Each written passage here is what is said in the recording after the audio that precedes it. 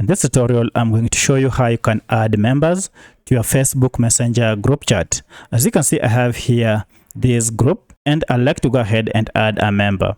Now, there are two ways you can add members. One, you can just tap on add here, and then this will take you to a list of your contact that you can add.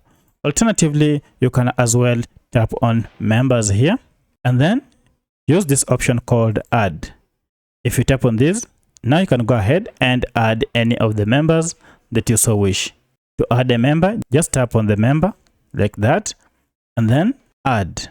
Now you have to note that the people you add will be able to see all the previous messages in this conversation or in this thread. So if you are okay with this choice, go ahead and tap on add, and that is it. Now the member has been added.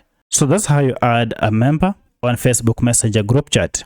If you have any other question, kindly let me know in the comment section. Otherwise, if this video was helpful to you, kindly hit the like button and subscribe to this channel to support me. Thanks for watching, and let's meet in the next video.